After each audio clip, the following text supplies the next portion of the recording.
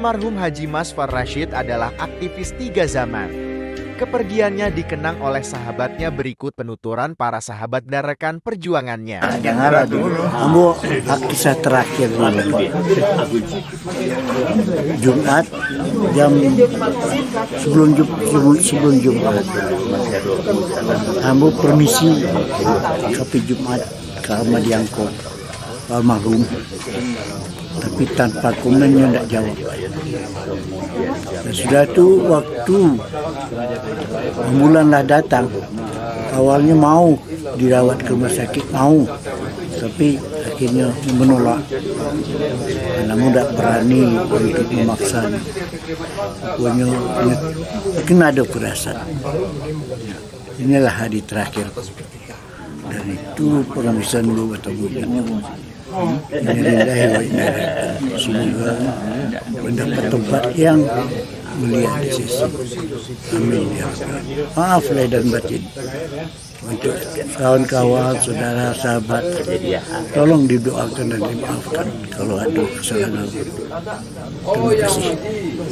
Kisah sini abang selama abang berkawannya, kisah sini abang.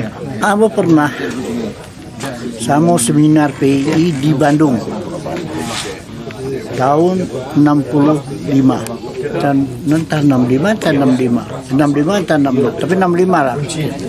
Seminar PIC Indonesia di 65 ya di Bandung. Kami kehabisan ongkos pergi ke Pasar Kembang. Waktu itu ambo sekretaris PI Padang Panjang, dan karena sekretaris sama bawa stempel dan kop surat. Ijo minta kamu tolong minta bantuan ke saudara-saudara dan pedagang di Pasar Kembang Bandung. Baiklah kami berdua dengan membeli surat komentar minta bantuan ambo beli, dan kami berdua mengelilingi Pasar Kembang. Seluruh pedagang di Pasar Kembang itu menggempiti. Itu ada yang 2.000, ada yang 3.000, ada yang 1.000. Wah, banyak duit dapat. Sehingga bisa dimanfaatkan untuk putusan sumber di seminar di Bandung. Itu tidak pernah melupakan. Dan ini memang bertekad untuk berjuang di tahun 66 itu untuk menumpas PKI. Amo masih amo ketek daripadanya, amo masih di SMP sekolah waktu itu. Salut. Ini betul-betul berusaha untuk berhasil memperjuangkan anti PKI di Indonesia dan di tempat lain. Itu yang paling tidak pernah dilupakan. Dan sampai saat ini pun Abu Masih Tekana Agami dari Bukit Tinggi sampai ke Jakarta bersusah payah di jalan dan di kapal dengan rombongan dari Bukit Tinggi dan Padang Panjang. Sekian, itu yang tak pernah melupakan. Oke. Kehilangan seorang guru, kakak, sahabat dalam perjuangan mengurus amal-amal umat. Khusus dengan Ambo sendiri sangat banyak kenang-kenangan yang sulit untuk Ambo lupakan di dalam kehidupan Ambo. Diawali dari Ambo bisa berada di Bukit Tinggi, beliau yang menyeberangkan ke Jakarta, ke Jawa tahun 66, bawa muktamar PI ke-12 di Bandung. Kemudian di Bandung kita pernah melihat beliau berkelahi untuk memperjuangkan kebenaran. Kemudian pendek cerita terakhir sewaktu beliau akan mengakhiri hidup bujang, kami tidur bertiga di rumah Azrul BS. Kemudian pagi-pagi kami antar pergi nikah dengan Kakanda Aswarni. Kemudian di dalam memperjuangkan azas tunggal, beliau adalah P3, saya Golkar. Tapi tidak pernah berbeda dalam prinsip. Kemudian sering berbicara di rumah beliau ini mengenai azas tunggal tentang saya orang Golkar datang ke sini. Kemudian ke rumah saya juga beliau datang. Kampanye Golkar itu. Akhirnya saya menyimpulkan beliau adalah seorang guru, seorang kakak, seorang orang tua, dan seorang sahabat. Berbeda di dalam cara hidup, tetapi dalam prinsip adalah sama. Akhirnya dengan kepergian beliau ini, saya pribadi dan kita sebagai adik-adiknya mempunyai tanggung jawab yang besar untuk melanjutkan amanah beliau. Satu di antara sekian banyak perjuangan yang perlu kita cermati adalah beliau tidak ada istilah kalah dan menyerah. Dibuktikan di atas ring terus dalam perjuangan. Semoga beliau diterima oleh Allah dan ditempatkan di tempat yang mulia di sisinya. Amin ya amin. Segala kekurangan beliau diampuni oleh Allah Subhanahu wa taala. Selamat jalankan Mas Parasit.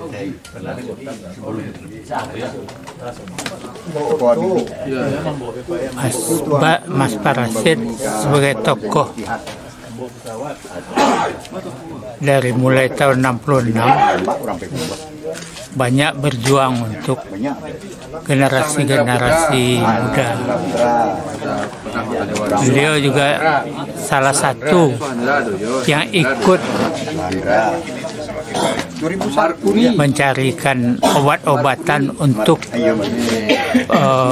pendirian YRC yang pertama, pendirian rumah sakit yang pertama, YRC di Bukit Tinggi. Di Jakarta beliau ada beberapa kawan-kawan menggerakkan kawan-kawan dari Yayasan Pemuda Sumatera Barat mencarikan obat-obatan untuk YRC sebanyak 1 ton. Itulah awal pertama yang didapatkan oleh pemuda-pemuda Sumatera Barat di Jakarta. Perjuangannya. Perjuangannya di 66. Perjuangannya di 66. Kurang. Perjuangannya di angkatan 66. Untuk angkatan 66, beliau termasuk orang yang pendiri KAPI di Sumatera Barat yang pertama bersama Makmur Hendrik. Mas Parasit sama Makmur Hendrik. Beliaulah yang mandiri untuk membangkitkan semangat-semangat untuk pendirian. Di samping KAPI juga sekaligus di saat hari yang bersamaan juga mendirikan Pelajar Islam Indonesia yang diresmikan di SMA 1 Bukit Tinggi. Demikian. Di tempat Pak Mas Par. Istrinya baku ambo.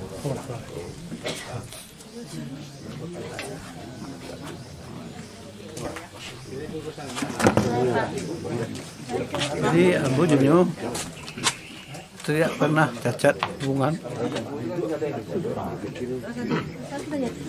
sampai sehari ambo sama-sama jadi kontraktor aja. Dia mendirikan ketua GPC. Yo, jadinya ketua adinya Dian 66. Ambo mendirikan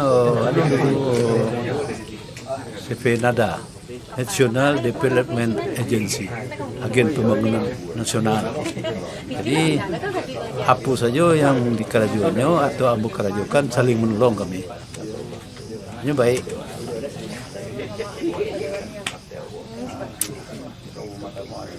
Mungkin itu dah. Selamat jalan lah. Sahabat. Bu, nama bu, yang dikenal orang Zamaril. Zamaril kini angku baca batwa. Dari angkatan 66 semua mendirikan PI Keliko dari perpanjang Amburisiko. Nah, itu PI, KAPI, dan kami sama-sama muktamar kedua PI di Bandung. Genting-genting PKI. Waktu itu PKI itu masih liar, bro. Seandainya kami kena tembak, Tahu ya? mungkin tidak tahu. Tapi kami karena rasa jiwa juang untuk yang tinggi, dan mengingat kami akan mati. Kemudian di atas kapal ketika kami mau balik, karena kawan kami si Ahmad Karim ditembak oleh seorang polisi, tentara. Kemudian tentara itu dibebaskan barangkali atau bagaimana. Ahmad Karim dimakamkan di Taman Makam Pahlawan. Dan kami tidak hadir karena kami masih dalam perjalanan pulang. Itulah kira-kira.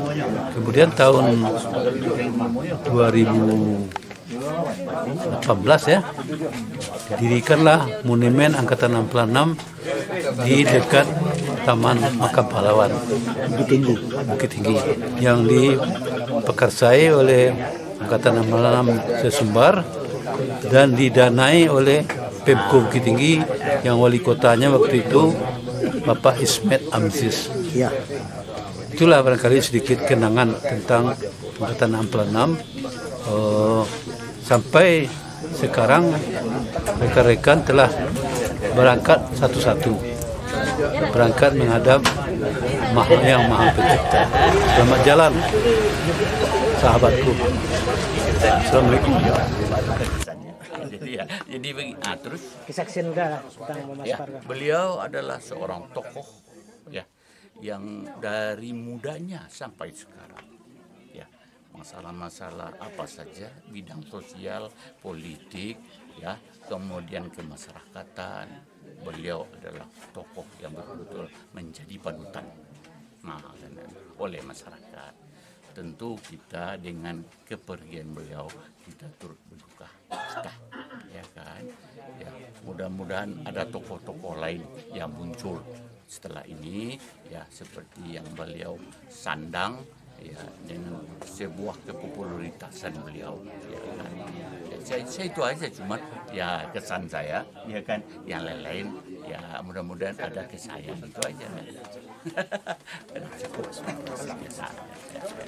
Saya selaku kader beliau, adik dari beliau, saya yakin bahwa beliau adalah orang baik. Dan beliau dengan perjuangannya, terutama yang sangat kita hargai, yang sangat terkesan adalah bagaimana kesan beliau membina adik-adik beliau, kader-kader beliau untuk bisa berkarya, bisa berpartisipasi dalam kehidupan. Oleh karena itu, saya selaku pribadi bersaksi bahwa beliau adalah orang baik. Dan kita doakan semoga almarhum diterima di sisi Allah Subhanahu wa Ta'ala, dan segala amal-amal beliau dijadikan sebagai amal jariah yang oleh Allah Subhanahu wa Ta'ala. Kesan apa yang kesan perjuangannya di Uzbekistan? Beliau selama saya bergaul dengan beliau sejak dari tahun 1090, saya sangat terkesan beliau, perjuangan beliau terutama ketika kami bersama-sama di Uzbekistan. Bagaimana konsisten beliau, bagaimana integritas beliau dalam penegakan hukum. Ini sesuatu yang sangat luar biasa, dan oleh karena itu ini yang barangkali yang perlu kita contoh, kita tauladani dari beliau adalah istiqamah beliau, integritas beliau dalam penegakan hukum dan keadilan di Indonesia ini. Dan beliau berprinsip tidak ada satupun yang bisa menghalangi ketika kita ingin menegakkan keadilan, ketika kita berkeyakinan bahwa itu adalah suatu keadilan. Dan inilah yang menjadi sangat berkesan bagi kita terhadap kehidupan beliau ini. Dan satu lagi, beliau adalah orang yang sangat-sangat dermawan, ya kita sangat terkesan dengan beliau. Biarlah artinya untuk menolong setiap orang. Kadangkala dengan apa yang ada pada beliau yang sangat minim, beliau berikan untuk menolong. Dan ini suatu hal yang sangat-sangat terkesan bagi kami, terutama selama kami hampir 30 tahun bersama-sama, terutama dalam perjuangan hukum ya. Itu yang sangat-sangat berkesan dari beliau ini.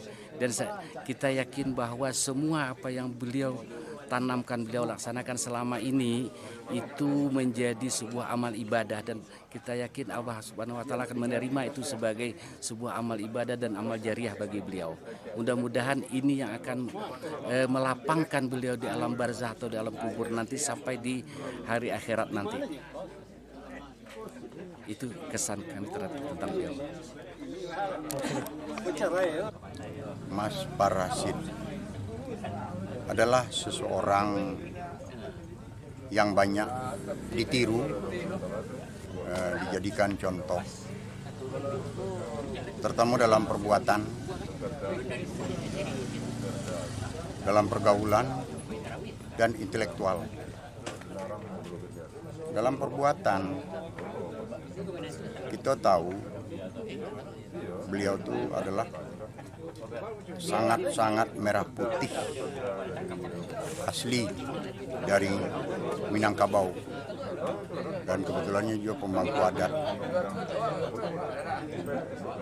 Dan hasil dari perbuatannya banyak yang telah dinikmati orang.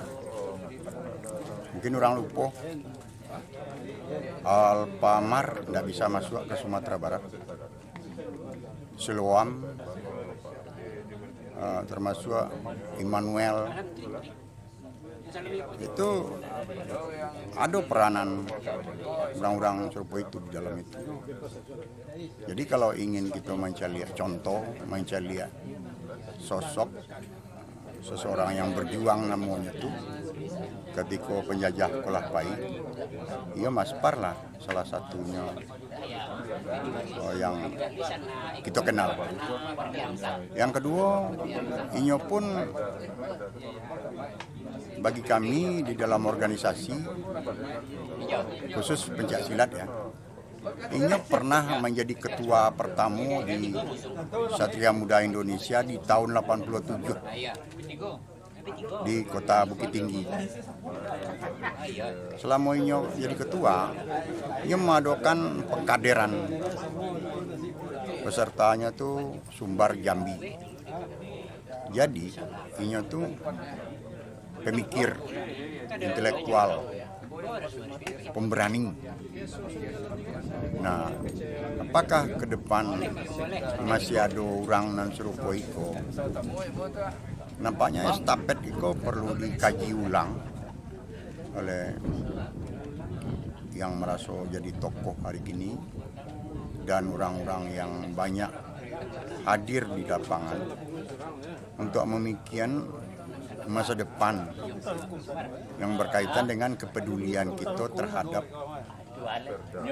Sumatera Barat, khususnya Minangkabau.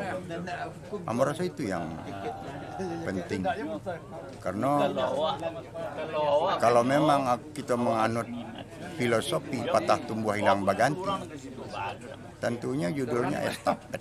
Estafet itu harus ada pengganti-pengganti. Nah, hal itu belum ada orang yang mengkaji sampai ke situ. Karena di Minangkabau itu kan ada dua, takah, tokoh. Ada takah tapi belum tentu tokoh. Ada ditokohkan tapi tidak takah. Kalau beliau kok memenuhi syarat untuk menjadi tokoh pejuang untuk Minangkabau, untuk memikirkan generasi muda ke depannya. Nah, itu yang pemberasuan yang sangat penting dibicarakan dan dikana untuk generasi selanjutnya. Selamat jalan. Semoga Allah memberikan yang terbaik, dilapangkan kuburnya dan dapat ampunan mendapatkan limpahan pahala dari amal dan perbuatan selama ini. Assalamualaikum warahmatullahi wabarakatuh. Pada hari ini kami keluarga besar dari PII maupun aktivis yang ada di Sumatera Barat khususnya Bukit Tinggi merasa kehilangan seorang tokoh, seorang ayah, seorang nenek mama, seorang pejuang, seorang legislator di Sumatera Barat di Minangkabau, yaitu Bapak Haji Masfar Rashid. Beliau sangat kental perjuangannya dalam membela Islam dan kaum muslimin. Ingat masa-masa perjuangan dengan beliau, apakah itu masalah Siloam, beliau adalah orang yang terdepan untuk bangkit bersama ormas Islam untuk menolak Siloam. Ya kan, termasuk perjuangan beliau di parlemen untuk daerah-daerah Minangkabau, untuk budaya-budaya Minangkabau. Jadi ada orang asli Minangkabau dan dia tidak mengenal nama Masfar Rashid, maka dia bukanlah orang Minangkabau. Ya kan, kita berduka, mudah-mudahan Allah ampuni dosa beliau, Allah rahmati beliau, Allah lapangkan kubur beliau, dan Allah jadikan Masfar Rashid berikutnya untuk membela Minangkabau dan kaum muslimin. Beliau adalah tokoh sentral ya untuk pergerakan yang ada di Sumatera Barat bersama Bapak Irfan Abidin, ya kan? Dan keduanya alhamdulillah menjadi tokoh sentral dalam membackup seluruh kegiatan-kegiatan mahasiswa termasuk mahasiswa Sumatera Barat. Beliau kita berjuang di jalanan, beliau berjuang di parlemen untuk membatalkan Siloam. Oleh karena itu memang besar sekali jasa beliau terhadap penjagaan akidah kaum muslimin yang ada di Minangkabau. Pada postingan Facebook, Bapak Sofyan Karim menuliskan, sejak muda saya 1969 di Padang Panjang mengenal tokoh PI Sumbar. Di antaranya Uda Masfar. Semasa hidupnya Uda selalu menjadi trigger perjuangan. Dalam pikiran kami, KBPI, Uda Masfar Rashid adalah salah seorang di antara eksekutor cita-cita Dr. Muhammad Natsir di Sumbar. Tokoh yang kami kagumi bersama sejak lebih 60 tahun lalu. Saya juga terobsesi mengenai Natsir sehingga menulis disertasi dakta yang kemudian menjadi 2 buku, Islam sebagai Dasar Negara, Polemik Natsir versus Soekarno, dan buku Islam dan Nasionalisme, Pemikiran Muhammad Natsir. Uda Masfar wafat Jumat, 21 Oktober tahun 2024 di Bukit Tinggi. SMG Uda dilapangkannya dalam ampunan dengan anugerah Syurga Janatun Naim.